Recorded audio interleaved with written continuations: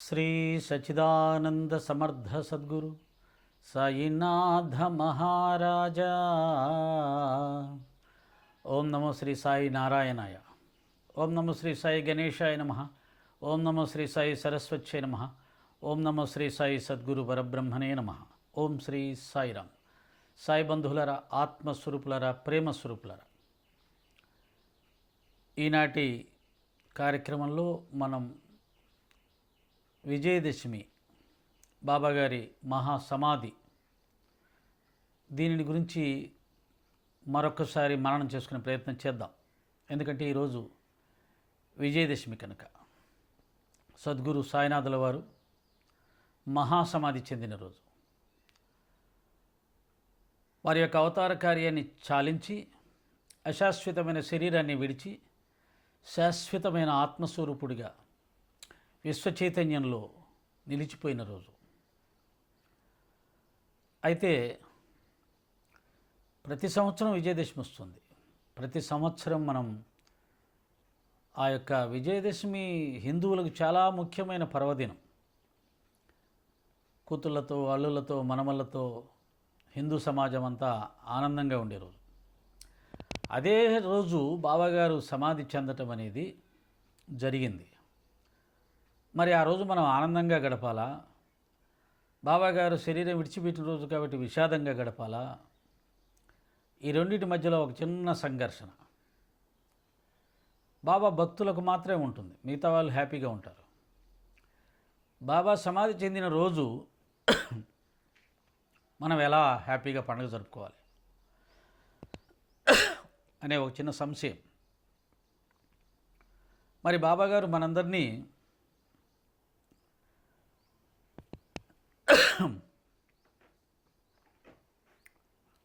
బాధల్లో ముంచటానికి లేదా విచారంగా ఉంచటానికి సమాధి చెందారా?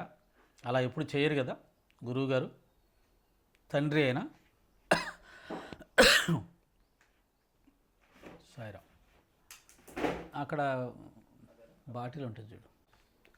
కాబట్టి విజయదశమి రోజు తన శరీరాన్ని విడిచిపెట్టి బాబావారు మనని విషాదంలో ముంచటానికి కాదు, విచారించటానికి కాదు, కేవలం తాను సృష్టి స్థితిలయకారకులైన జగన్మాత స్వరూపులు అని తెలియచెప్పడానికి మాత్రమే విజయదశమి రోజు శరీరాన్ని విడిచిపెట్టారు.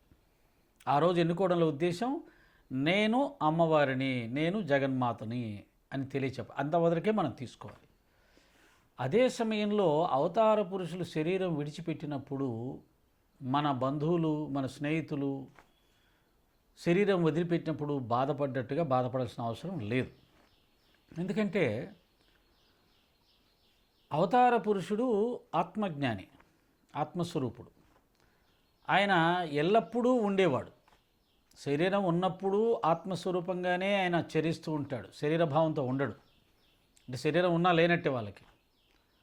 శరీరం విడిచిపెట్టిన తర్వాత ఆత్మస్వరూపంగానే ఉంటారు. కాబట్టి 100 సంవత్సరాలు అయిపోయినా శరీరం వదిలిపెట్టి ఈనాటికి బాబాగారు మనకు పలుకుతున్నారు. ఆయన అనుభవాలు మనం పొందగలుగుతున్నాం, ఆయన చైతన్యాన్ని అనుభూతి చెందగలుగుతున్నాం. కాబట్టి ఏ ప్రకారంగా చూసినా బాబా వెళ్ళిపోలేదు, ఉన్నారు. కాకపోతే శరీరంతో కనిపించకుండా ఆత్మస్వరూపంగా ఉన్నారు. చూడగలిగిన వాళ్ళు ఆత్మస్వరూపంగా చూడవచ్చు. కనుక విచారం అనే ప్రసక్తి లేదు.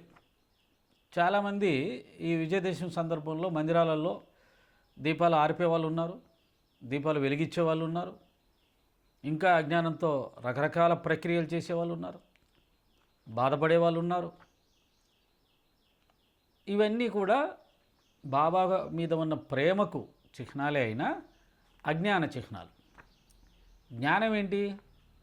బాబా అప్పుడు, ఇప్పుడు, ఎప్పుడు ఒకే రకంగా ఉన్నాడు, అంతటా ఉన్నాడు. మరి చేయవలసింది ఏంటి? బాబా తన అవతార కార్యంలో ఏం చెప్పాడు సమాజానికి, మనుషులకి, దాన్ని ఒకసారి మననం చేసుకొని దాన్ని ఆచరించే ప్రయత్నం తప్పకుండా చేస్తాము అని బాబాగారి ముందు మాట ఇవ్వడం. బాబా, నువ్వు చెప్పిన వాటిల్లో ఇవి ఆచరిస్తున్నాం, ఇవి ఆచరించలేకపోతూ ఉన్నాం, వాటిని కూడా ఆచరించేలాగా మాకు శక్తిని ప్రసాదించు, నీ అవతార కార్యాన్ని కొనసాగించే శక్తి మాకివ్వు. నీ ప్రబోధాలని, నీ తత్వాన్ని, నీ భక్తిని వ్యాపింపచేసే శక్తి మాకివ్వు అని ప్రార్థన చేయడం. ఒకసారి వారి ప్రబోధాలని, వారి యొక్క లీలల్ని ఆనందంగా మననం చేసుకోవడం. అంతేగాని విషాదం కాదు. విషాదం అజ్ఞాన చిహ్నం. గురువు జ్ఞానస్వరూపుడు. గురువుని ఆశ్రయించిన వాళ్ళు కూడా జ్ఞానస్వరూపంగానే ఉండాలి ఎల్లప్పుడూ కూడా. ఇది మనం గుర్తుపెట్టుకోవాలి. విజయదశమి రోజు చక్కగా యథావిధిగా పర్వదినాన్ని చక్కగా జరుపుకోవచ్చు. అయితే బాబా భక్తులు బాబాకు సంబంధించిన స్పృహలో, వారి లీలలు మననంలో ఉండగలిగితే సంతోషం. సాధారణంగా గుడికి వెళ్తాము, మామూలుగా గుళ్ళో జరిగే కార్యక్రమం తిలకిస్తాము, అంతవరకే చేస్తుంటారు. కానీ ఆ రోజు చేయవలసింది బాబా ప్రబోధాలను గుర్తు చేసుకోవాలి, వారి అవతార కార్యాన్ని గుర్తు చేసుకోవాలి, మానవ జాతికి వారు ఏం బోధించారో వాటిని గుర్తు చేసుకోవాలి, వాటిని వీలైనంతవరకు ఆచరించే ప్రయత్నం చేస్తామని బాబా ముందు మాట ఇవ్వాలి. మరుసటి రోజు ఆ మాటకు కట్టుబడి ముందుకు వెళ్ళాలి. అప్పుడు బాబా హ్యాపీగా ఫీల్ అవుతారు. అప్పుడు ఆయన అవతార కార్యానికి మన వంతు మనం కూడా ఒక ఉడతా భక్తిగా సహాయం అనకూడదు. ఎందుకని బాబాకు సహాయం చేసేది కాదు ఇది. మనం మారితే మనకు సహాయం చేసుకున్నట్టు, మన జీవితానికి సహాయం చేసుకున్నట్టు, మన ఇంట్లో వాళ్ళకి సహాయం చేసినట్టు. కాబట్టి బాబా చెప్పిన మార్గంలో ప్రయాణం చేయడం వల్ల బాబాకు కాదు ప్రయోజనం, మనకు. దీన్ని కూడా జాగ్రత్తగా గుర్తు చేసుకొని విజయదశమి రోజు ఆ విధంగా మననం చేసుకోవాలి. ఒకసారి బాబాగారి సమాధి ఘట్టాన్ని, ఎలా సమాధి చెందారు, ఆ సమాధి విషయాలు ఏంటి అనేది మననం చేసుకుంటే ఒక ఆనందంగా ఉంటుంది. కాబట్టి ఆ అవతార పురుషుడు ఎలా తన శరీరాన్ని విడిచిపెట్టాడు అవన్నీ ఒకసారి గుర్తు చేసుకునే ప్రయత్నం చేద్దాం సచ్చరిత్ర ఆధారంగా. 18 సెప్టెంబర్ 28వ తేదీన బాబా కొంచెం జ్వరం వచ్చింది. జ్వరం 2-3 దినాలు ఉన్నది. కానీ అటు తర్వాత బాబా భోజనం మానివేశారు. అందుచేత క్రమంగా బలహీనులయ్యారు. 17వ రోజు అనగా 1818వ సంవత్సరం అక్టోబర్ 15వ తేదీ మంగళవారం 2:30 బాబా భౌతిక శరీరాన్ని విడిచిపెట్టారు. 1918 అక్టోబర్ 15 మంగళవారం మధ్యాహ్నం 2:30 శరీరాన్ని విడిచిపెట్టారు. ఈ విషయం 2 సంవత్సరాలకు ముందే బాబా సూచించారు, కానీ అది ఎవరికీ బోధపడలేదు. అది ఈ విధంగా జరిగింది. 1916వ సంవత్సరం విజయదశమి నాడు సాయంకాలం గ్రామంలోని వారందరూ సీమోల్లంఘనం నడిచి తిరిగి వస్తూ ఉంటే బాబా హఠాత్తుగా కోపోద్రిక్తులయ్యారు. ఆయన ఎప్పుడూ హఠాత్తుగా కోపోద్రిక్తులు కారు, మనకు కనిపిస్తుంది. అంతా చక్కగా ప్లాన్ చేసుకొని సమయం వచ్చినప్పుడు మాత్రమే ఆ విధంగా ప్రవర్తిస్తారు తప్ప మనలాగా హఠాత్తుగా కోపం రాదు. మనకు వస్తుంది హఠాత్తుగా అనుకోకుండా. కానీ బాబా సద్గురుమూర్తి కాబట్టి ఆ కోపానికి కూడా ఒక కారణం ఉంటుంది, ఆలోచించుకొని కోప్పడతారు. సీమోల్లంఘనం అనగా గ్రామం సరిహద్దును దాటుట. బాబా తమ తలగుడ్డ, కఫని, లంగోటి తీసి వారిని చించి ముందున్న ధునిలోనికి విసిరివచ్చారు. దీని మూలంగా ధుని ఎక్కువగా మండదొచ్చింది. ఆ కాంతిలో బాబా మిక్కిలి ప్రకాశించాడు. బాబా అక్కడ దిగంబరులై నిలిచి ఎర్రగా మండుచున్న కళ్ళతో బిగ్గరగా ఈ విధంగా అరిచారు. ఇప్పుడు సరిగా గమనించి, నేను హిందువునో మహమ్మదీనో చెప్పుడు. అతడున్న ప్రతివాడు గడగడ వణికిపోయాడు. బాబా వద్దకు పోవటకు ఎవరూ సాహసించలేకపోయారు. అది విషయం. ఆ రోజు ఈరోజు ఒకే సమస్య ఉంది. బాబా హిందూ అని కొంతమంది, ముస్లిం అని కొంతమంది. మనిషి యొక్క మంచితనం, గొప్పతనం మతాన్ని బట్టి, కులాన్ని బట్టి రాదు. ఆ వ్యక్తి యొక్క వ్యక్తిత్వాన్ని బట్టి వస్తుంది, మంచితనాన్ని బట్టి వస్తుంది. దురదృష్టం ఏంటంటే మన దేశంలో కులాలు, మతాలు వీటిని బట్టే మనుషులకు గుర్తింపు, గౌరవం. అది ఎక్కడి నుంచి వచ్చిందో, ఎలా వచ్చిందో. వేదం పుట్టిన భూమిలో ఈ విచిత్రమైన చేష్టలు ఏంటో అర్థం కాదు. కులాల పేరుతో, మతాల పేరుతో మనుషులను గౌరవించడం ఏంటో, కులాల పేరుతో, మనుషుల పేరుతో ద్వేషించుకోవడం ఏమిటో ఎవరికీ అర్థం కాని ఒక పెద్ద చిత్రం, బ్రహ్మ పదార్థం. అది బ్రహ్మజ్ఞానం పుట్టిన దేశంలో, వేదం పుట్టిన దేశంలో, భగవంతుడు అవతరించిన దేశంలో మనుషులు కులాల పేరుతో, మతాల పేరుతో విడదీసుకోవడం, ద్వేషించుకోవడం, ప్రేమించుకోవడం. అది ఇప్పుడు ఇంకా పెరిగి వికృతంగా నాట్యమాడుతుంది. ప్రపంచంగా దేశమంతా దాని మీదే నడుస్తుంది.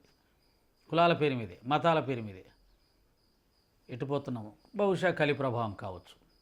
కానీ ఆ రోజు కూడా బాబాని హిందూ, ముస్లిం అనే దృక్పథంతో చూసేవాళ్ళు ఉన్నారు.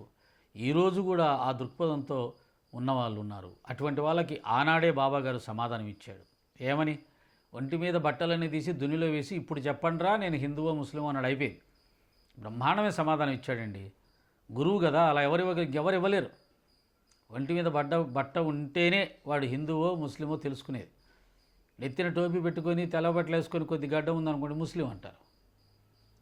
తెల్ల బట్టలు వేసుకొని మెడలో ఒక సిలువ వేసుకున్నాడు అనుకోండి క్రిస్టియన్ అంటారు. ఏ బట్టలన్నా వేసుకొని నుదుట బొట్టు పెట్టుకున్నాడు అండి ఈ హిందూ అంటారు. అంటే మనం వేషాన్ని భాషను బట్టి అలంకరణను బట్టి హిందూ ముస్లిం క్రిస్టియన్ డిసైడ్ చేస్తున్నారు. కానీ అదే ఒంటి మీద ఏ బట్టలు లేకుండా ఏ అలంకరణ లేకుండా ఉంటే మనుషులందరూ సమానమే. అంతేనా? అందరినీ ఒక హిందువుల్ని ముస్లింని క్రిస్టియన్స్ని బట్టలు తీసేసి నిలబెట్టేసేసి వీళ్ళల్లో హిందూ ఎవరు ముస్లిం కనుక్కోమని చూద్దాం. గడ్డాలు హిందువులకు మొలుస్తాయి, ముస్లింలకు మొలుస్తాయి, పెంచుకుంటే క్రైస్తవులు అందరికీ మొలుస్తాయి. కాబట్టి బట్టలన్నీ తీసి నిలబెడితే ఎవడు ఏ కులం అనేది ఎవడు చెప్పలేడు. నిజానికి భగవంతుడి సృష్టిలోకి మనం వచ్చినప్పుడు తల్లి గర్భం నుంచి బయటకు వచ్చినప్పుడు బట్టలు లేకుండానే బయటకు వచ్చాం. ఆ తల్లి గర్భం నుంచి బయటకు ఏ మతానికి సంబంధించిన దాంట్లో పుట్టినా సరే తల్లి గర్భం నుంచి బయటకు వచ్చిన శిశువుకి ఏ మతం లేదు, ఏ కులం లేదు. అతను కేవలం మనుష్యుడు అంతే. అతనికి అప్పటికి హిందూ మత సంప్రదాయం తెలియదు, క్రైస్తవ మత సంప్రదాయం తెలియదు, ముస్లిం సంప్రదాయం తెలియదు. వాటిని ఏమీ ఆచరించడము రాదు. అసలు తెలియనప్పుడు ఇంకేం ఆచరిస్తాడు? ఏదైనా ఒక మత సంప్రదాయం ఆచరిస్తే కదా ఆ మతం అతను అని అనడానికి పిలవడానికి. పుట్టిన బిడ్డ ఏ మతాన్ని ఏ పద్ధతిని ఆచరించడు.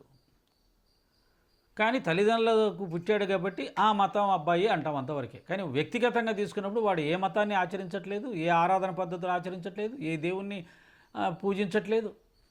కాబట్టి అతను ఏ మతం ఎలా చెప్తారు?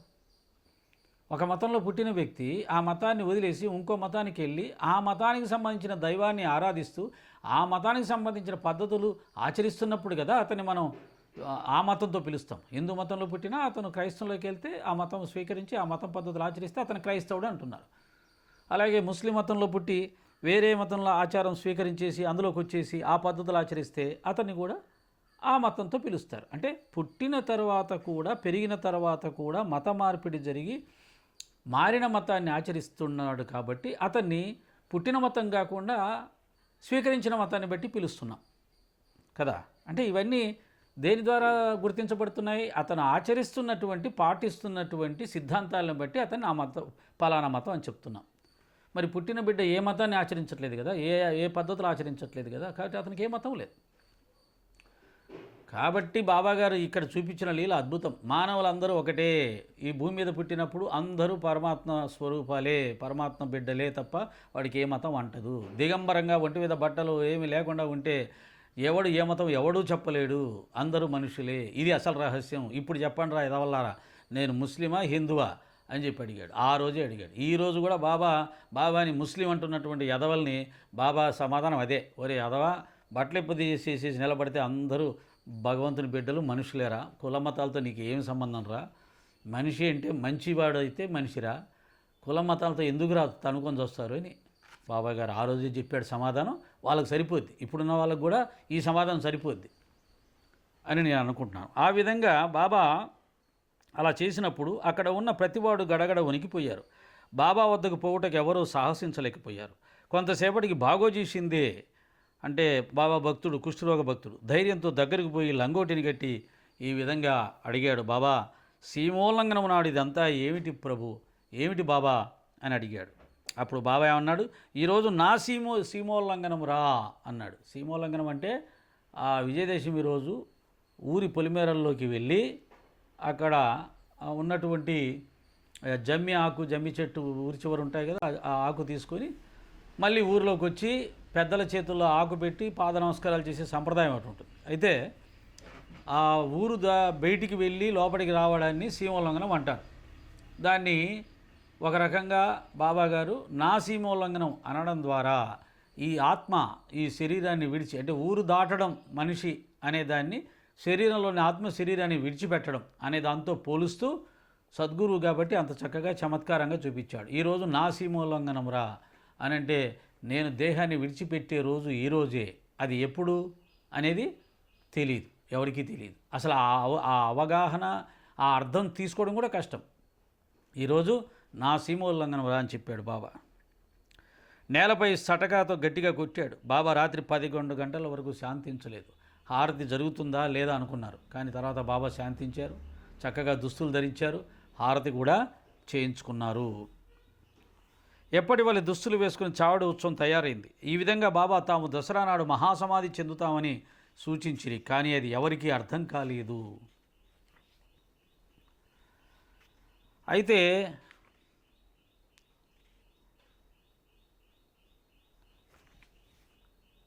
ఈ యొక్క సీమోల్లంఘనము రోజే నేను విజయదశమి రోజే నేను శరీరాన్ని విడిచిపెడతాను అని ఒక సందేశం ఇచ్చారు.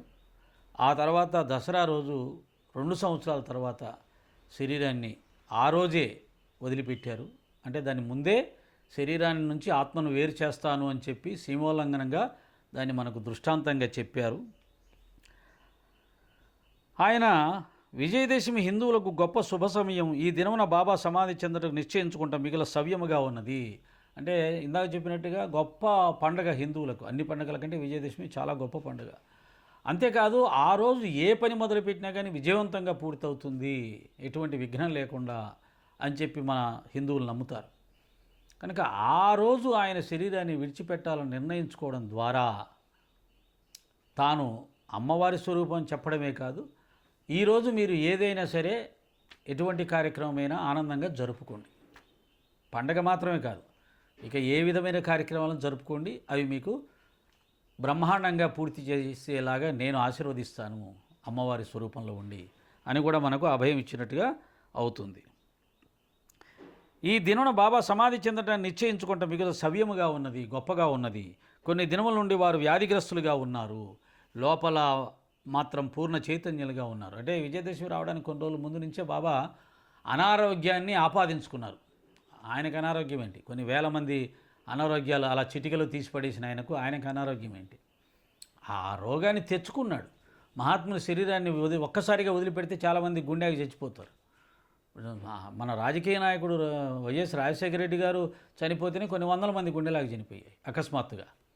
అలాగా మహాత్ములు, అవతార పురుషులు ఒక్కసారిగా అలా అకస్మాత్తుగా చనిపోతే చాలామంది వారి భక్తులు, శిష్యులు గుండెలాగా చేస్తారు. అందుకని అలా కాకుండా ఉండాలని ఏం చేస్తారంటే ఏదో ఒక జబ్బుని శరీరానికి తెచ్చిపెట్టుకొని నెమ్మదిగా అనారోగ్య పాలైనట్టుగా నటిస్తూ బాబా ఎప్పుడు పోతాడో ఎప్పుడో ఒకసారి పోతారు, అయ్యో బాబా గారు ఆరోగ్యం బాగాలేదు, ఇలా మనం బాబా గారు వెళ్ళిపోతారనే దానికి ప్రిపేర్ అయిపోయి ఉంటాం. అలా నెమ్మదిగా శరీరాన్ని పెడితే మనం కొద్దిగా తట్టుకుంటాం. అందుకని మహాత్ములు రామకృష్ణ పరమహంస కానీ, రమణ మహర్షి గారు కానీ, ఈ బాబా గారు కానీ ఈ అనారోగ్యం అనేది వాళ్ళు తెచ్చి పెట్టుకున్నటువంటిదే తప్ప మనకొచ్చినట్టుగా కర్మానుసారంగా వచ్చిన జబ్బులు కాదు. ఇవి కూడా జాగ్రత్తగా అవగాహన చేసుకోవాలి. బాబా పైకి శరీరం అనారోగ్యం, కానీ లోపట పూర్ణ చైతన్యంగా ఉన్నారు. చివరి సమయం అప్పుడు హఠాత్తుగా ఎవరి సాయం లేకుండా లేచి కూర్చుండి మంచి స్థితిలో ఉన్నట్లు కనపడ్డారు. ఇంకా శరీరం వదిలిపెట్టే క్షణం వచ్చినప్పుడు మాత్రం బ్రహ్మాండంగా చైతన్యవంతంగా ఆయననే సొంతంగా లేచి చక్కగా ఆరోగ్యంగా ఉన్నట్టు కనిపించాడంట. అపాయ స్థితి దాటింది అని, బాబా కోలుకుంటున్నాడని అందరూ అనుకున్నారు. తాము మరికొద్ది సేపట్లో సమాధి చెందుతామని బాబాకు తెలియను. అందుకని ఆయనకి ఇష్టమైనటువంటి భక్తురాలు లక్ష్మీబాయి సిందే అనే భక్తురాలని బాబాగారు దగ్గరికి పిలిచి ఆమెకు దానం చేయాలనే నిర్ణయం తీసుకున్నారు. ఈ లక్ష్మీబాయి సిందే కథ మీకు తెలుసు. ఇంతకుముందు బాబా ఆకలిగా ఉంది లక్ష్మి, నాకు ఏదన్నా తీసుకురా అంటే రొట్టె తీసుకొని రావడం చేసి బాబా కుక్కకు వేయడం. ఆ సందర్భంగా మూగజీవులు ఆకలి చెప్పలేవు, అన్నం అడగలేవు, కానీ వాటికి కూడా ఆకలి ఉంటుంది. కనుక ముందు మూగజీవులకు ఆహారం పెట్టిన తర్వాతే మీరు తినాలి. అదే నాకు ఆహారం పెట్టినట్టుగా, అదే నాకు ప్రసాదం పెట్టినట్టుగా అవుతుంది. అప్పుడే నేను తృప్తి చెందుతాను, అంతేగాని నా ముందు ప్రసాదం పెట్టి మీరు తింటే కాదు అని బాబాగారు తెలియజెప్పిన కథ మనందరూ గుర్తుంది.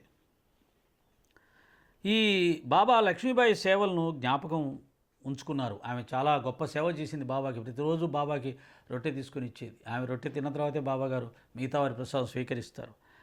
అటువంటి ఆ భక్తురాలను ఎలా మరుస్తారు? బాబా తన భౌతిక శరీరాన్ని విడిచేటప్పుడు తన జేబులో చేపెట్టి ఒకసారి 5 రూపాయలు, మరొకసారి 4 రూపాయలు తీసి మొత్తం 9 రూపాయలు లక్ష్మీబాయి సింధేకి ఇచ్చారు. ఈ సంఖ్య 21వ అధ్యాయంలో నవవిధ భక్తులను తెలియజేస్తుంది. భాగవతంలోని 21వ అధ్యాయంలో నవవిధ భక్తులను తెలియజేస్తుంది. లేదా ఇది సీమోల్లంఘన సమయమున ఇచ్చు దక్షిణ అనుకోవచ్చు. అంటే సీమోల్లంఘనం చేసేటప్పుడు దక్షిణ ఇస్తారంట కొంతమందికి. పెద్దలు నమస్కారం పెడితే వాళ్ళు డబ్బులు ఇస్తారు. అలాగే సీమోల్లంఘన సమయంలో కూడా ఆచార సంప్రదాయం ప్రకారం పాటు కొంతమందికి దక్షిణ ఇస్తారు. ఈ సంఖ్య లేదా ఇది సీమోల్లంఘన సమయంలో ఇచ్చు దక్షిణ అనుకోవచ్చు. లక్ష్మీబాయి సింధే ధనవంతురాలొకటి చేత ఆమెకు ధనం అవసరం లేదు కనుక బాబా ఆమెకు ముఖ్యంగా నవవిధ భక్తుల గురించి బోధించి ఉండవచ్చు. ఆమెకు మాత్రమే కాదు, ఆమె ద్వారా మానవ సమాజం మొత్తానికి నవవిధ భక్తుల్ని ప్రోగు చేయండి. 9 రకాల భక్తి: శ్రవణం, మననం, కీర్తనం, అర్చనం, నమస్కారం, దాస్యం, సఖ్యత్వం, ఆత్మనివేదనం. ఇంకొకటి ఉంది, శ్రవణ, మనన, కీర్తన, అర్చన, నమస్కార, దాస్య, సఖ్యత్వ, ఆత్మనివేదన. 9 వస్తున్నాయి. ఇంకొకటి మీరు ఎత్తుకోండి, మీ బుర్రకు కూడా పని ఉండాలి కదా. కాబట్టి ఆ విధంగా నవవిధ భక్తుల్ని ఆచరించడం సాధన చేయండి. దాని ద్వారా భక్తిని మీరు సాధించగలుగుతారు. కొంతమంది ఏదో ఒకటి ఉంటే చాలు అంటారు. కాదు, ఒకటే పూర్తిగా రాదు, ఒకటే అనన్యంగా రాదు, ఒకేసారి రమ్మంటే రాదు. 9 చేయాల్సిందే. నిజానికి ఒకటే ఎవరు చెయ్యరు కూడా. నమస్కారం, సాష్టాంగ నమస్కారం చేయని వాళ్ళు ఎవరుంటారు? భగవంతుడి గురించి వినని వాళ్ళు ఎవరుంటారు? భగవంతుని గురించి పాడడం అందరూ చేయకపోవచ్చు, కానీ భగవంతుని పూజ అందరూ చేయకపోవచ్చు, కానీ నమస్కారం చేస్తారు, సేవ చేస్తారు. సరే, అర్హత ఉన్నా లేకున్నా భగవంతుడితోటి స్నేహం చేస్తుంటారు. ఇప్పుడు బాబా గారితో అందరూ స్నేహం చేస్తారు కదా. మనం పిలుస్తుంటాం, మా పెద్ద ఆయన, మా తాత, మా నాన్న, మా తండ్రి, మా స్నేహితుడు, ఇవన్నీ పిలుస్తుంటాం కదా. అంటే బాబా వచ్చాక బాబా మన మీద అంత ప్రేమ కురిపించేసరికి మనకు కూడా బాబా చాలా ఫ్రెండ్ అయిపోయాడు అనమాట. ఇదొక భాగం. బాబాను ప్రేమించవచ్చు, ఫ్రెండ్గా, తాతగా, తండ్రిగా అనుకోవచ్చు, కానీ భయం భక్తి మాత్రం ఉండాలి సుమా. అదే సమయంలో ఆయన గురువుగా కూడా భావించుకోవాలి సుమా.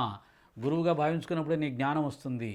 గురువుగా భావించినప్పుడే నీకు భక్తి, విశ్వాసం, శ్రద్ధ, భయం ఇవన్నీ వస్తాయి.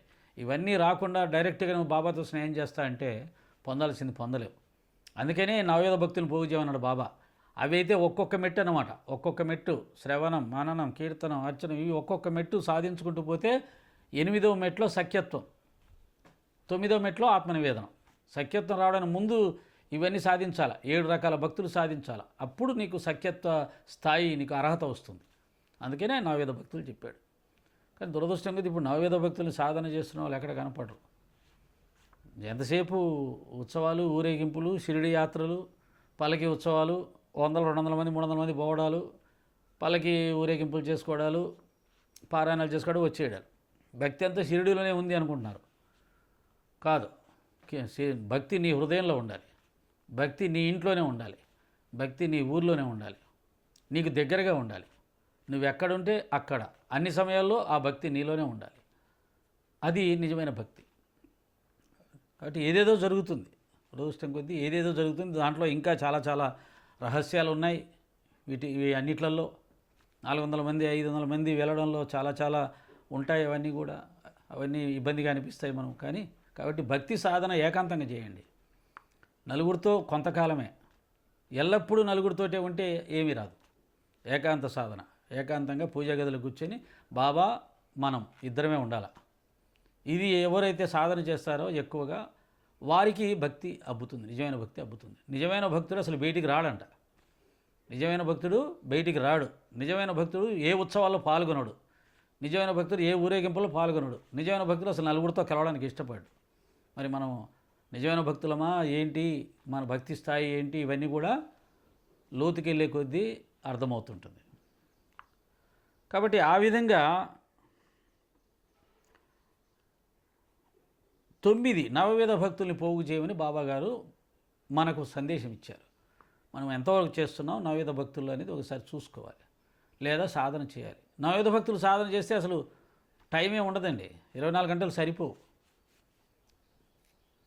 మనం ఎంతసేపు కూడా బయట అటు ఇటు తిరగడానికి, అందరితో కలిసి వెళ్ళడానికి టైం కేటాయిస్తూ ఉంటే నవవిధ భక్తులు ఎక్కడ సాధన చేస్తాం?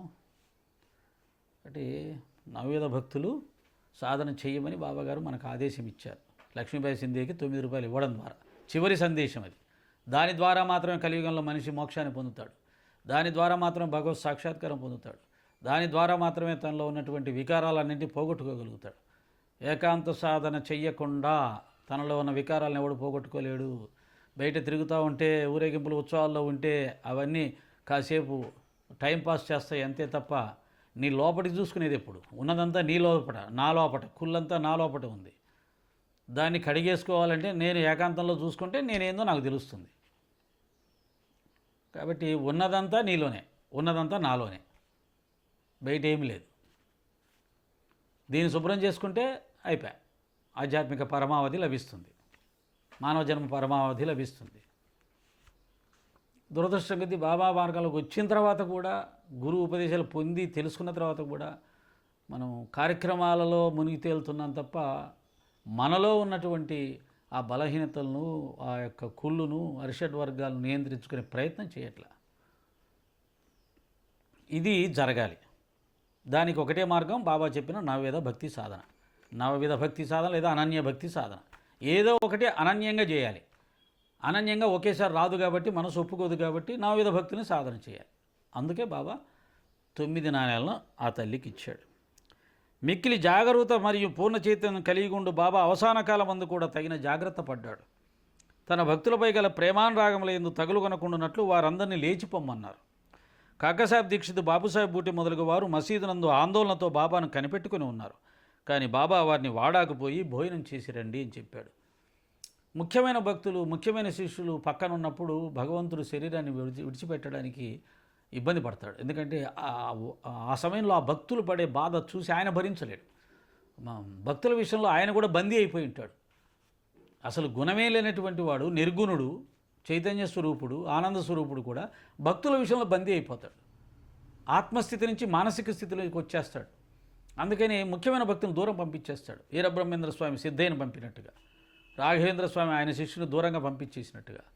కాబట్టి ముఖ్యమైన భక్తులు బాబా వెళ్ళి భోంచేసారండి, వెళ్ళండి వెళ్ళండి వెళ్ళండి అని పంపించేశాడు. బాబా మాటను జవదాటలేదు. మనస్సునందు ఇష్టం లేనప్పటికీ వారు పోలేక మసీదు విడిచి వెళ్ళిపోయారు. బాబా స్థితి అపాయకరంగా ఉండేనని వారికి తెలుసు. కనుక వారు బాబాను మరవలేదు. వారు భోజనాన్ని కూర్చుండిరే కానీ వారి మనస్సు బాబాపై ఉంది. వారు భోజనం పూర్తి చేయకమునిపే బాబా తమ భౌతిక శరీరాన్ని విడిచారని వార్త వచ్చారు. భోజనం విడిచి అందరూ మసీదుకు పరిగెత్తిపోయారు. బాయాజీ అప్పాకోతేపై బాబా దేహం ఒరిగిపోయింది. వారు నేలపై కానీ తమ గద్దెపై కానీ పడలేదు. తమ స్థలంలో ప్రశాంతంగా కూర్చుండి తమ చేతితో దానం చేస్తూ శరీరం విడిచిపెట్టారు. యోగులు శరీరం ధరించి ఏదో పని మీద భూలోకానికి వస్తారు. అది నెరవేరిన పిమ్మట వారు ఎంత నెమ్మదిగాను సులభంగానూ అవతరించారో అంత నెమ్మదిగా శాంతంగానే వెళ్ళిపోతారు. ఇది విషయం. బాబాగారు శరీరాన్ని విడిచిపెట్టిన పరిస్థితి చూస్తే ఆయన ఇష్టానుసారంగా వెళ్ళినట్టుగానే కనబడుతుంది, ఆయన సంకల్పంతో వెళ్ళినట్టుగానే కనిపిస్తుంది. కానీ ఎక్కడ కూడా రోగంతో అబ్బా అని పడిపోవడం లేదు. ఎలా వెళ్ళాడు? 9 నాళాలు లక్ష్మీబాయి చెంది దానం చేస్తూ అలా చేయిపెట్టి శరీరం వదిలిపెట్టాడు. ఎవరన్నా చేస్తారా అలా? మామూలు మనుషులు ఎవరైనా అలా ప్రాణం విడుస్తారా? ప్రాణం విడిచే ముందు ఇలాంటి గొప్ప సందేశం ఇస్తారా? ఎవరైతే తమ మరణాన్ని, తమ శరీరం వదిలిపెట్టే విధానాన్ని తామే నిర్ణయం చేసుకుంటారో, డిజైన్ చేసుకుంటారో వాళ్ళు మాత్రమే అలా వదులుతారు. అలా తమ మరణాన్ని తామే డిజైన్ చేసుకొని శరీరాన్ని ఎలా విడిచిపెట్టాలో, ఎప్పుడు విడిచిపెట్టాలో, దాని ద్వారా సమాజానికి ఏం సందేశం ఇవ్వాలో నిర్ణయం చేసుకొని వదిలినటువంటి సాయినాథుల వారు అవతార పురుషులు కాక ఎవరవుతారు? ఇంకా వేరే అవతారాలు ఏవి కూడా ఆ విధంగా లోకానికి అద్భుతమైన సందేశాన్ని ఇస్తూ శరీరాన్ని విడిచిపెట్టల. ఎంతో పెద్ద పెద్ద మహాత్ములు కూడా, అవతార పురుషులని చెప్పబడినటువంటి ఎంతోమంది కూడా అనారోగ్యం పాలైపోయి, హాస్పిటల్ పాలైపోయి శరీరాన్ని విడిచిపెట్టిన సందర్భాలు చాలా ఉంటాయి మనకు. కానీ బాబా చివరి దశలో కూడా ఆయన ఎందుకైతే అవతరించాడో, అవతరించడం అలాగే అవతరించాడు. వేప చెట్టు కింద అవతరించడం ద్వారా తాను జగన్మాత స్వరూపం, వేప చెట్టు శక్తి స్వరూపం కదా, అమ్మవారి స్వరూపం కదా. కాబట్టి తాను జగన్మాత స్వరూపం నుంచి తెలియచెప్తూ ఆయన వేప చెట్టు కింద ధ్యానానికి కూర్చున్నాడు. అదే సమయంలో మళ్ళీ శరీరాన్ని విడిచిపెట్టేటప్పుడు కూడా బాబాగారు ఆ యొక్క దానాన్ని తెలియచేస్తూ, దానం చెయ్యండి, దీంట్లో ఇంకొక సందేశం, దానం చేయండి, ఎక్కువగా దానం చేయండి. దానం చేయడం ద్వారా మీ పాపకర్మలు తొలగిపోతాయి. దానం చేయడం ద్వారా మీ పుణ్యం పెరుగుతుంది, దానం చేయడం ద్వారా మీకు ఉత్తమ జన్మలు లభిస్తాయి అనేది ఒకటి తెలియజేస్తున్నాడు. మళ్ళీ నవవిధ భక్తులు సాధన చేయండి భక్తి మార్గంలో, దాని ద్వారా మీరు భగవత్ సాక్షాత్కారం పొందుతారనే విషయాన్ని కూడా తెలియజేస్తున్నాడు. కాబట్టి ఈ యొక్క విజయదశమి సందర్భంగా బాబాగారు సమాధి చెందిన ఈ విధానాన్ని తెలుసుకున్నాం. ఇప్పుడు వేప చట్నీలో పాట పాడేసుకొని దీన్ని మనం ముగించుకునే ప్రయత్నం చేద్దాం. శ్రీ సచ్చిదానంద సమర్థ సద్గురు సాయినాథ్ మహారాజ్కి జై. వేప చెట్టు నీడలో వేద వేద్యుడు వెలసెను మన కోసం, వేదాతీతుడు. వేప చెట్టు నీడలో వేద వేద్యుడు వెలసెను మన కోసం, వేదాతీతుడు. వేపాకు చేదులో అమృతత్వము, వేపాకు చేదులో అమృతత్వము, వేప చెట్టు ఆయను కల్పవృక్షము.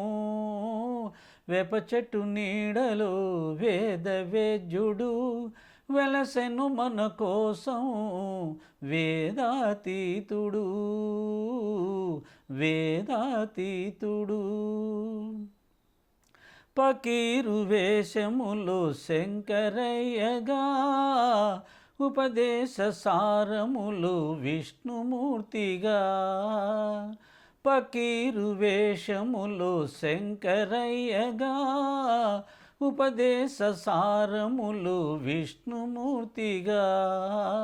తంబిరెలు డొక్కుతో అన్నపూర్ణగా, చేతిలో సటకాతో ఆదిశక్తిగా.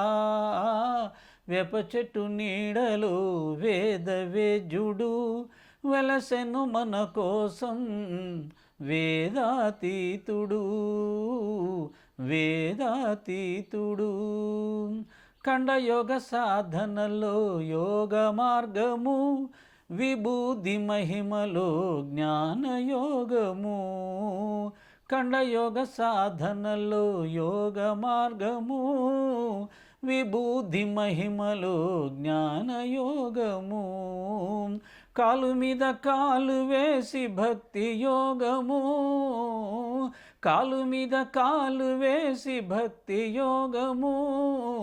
వెలిగడి ధునియేమో కర్మయోగము, వెలిగడి ధునియేమో కర్మయోగము. వేప చెట్టు నీడలో వేద వేద్యుడు వెలసెను మన కోసం, వేదాతీతుడు, వేదాతీతుడు. తలపై పాగాలు అష్టసిద్ధులు, భుజాన జోలెలు అష్టలక్ష్ములు. తలపై పాగాలు అష్టసిద్ధులు, భుజాన జోలెలు అష్టలక్ష్ములు. పాదరక్ష లేకుండా భూమి పవనం, పాదరక్ష లేకుండా భూమి పవనం. పాడుబడ్డ మసీదే మోక్ష సాధనం, పాడుబడ్డ మసీదే మోక్ష సాధనం. వేప చెట్టు నీడలో వేద వేద్యుడు వెలసెను మన కోసం, వేదాతీతుడు, వేదాతీతుడు, వేదాతీతుడు.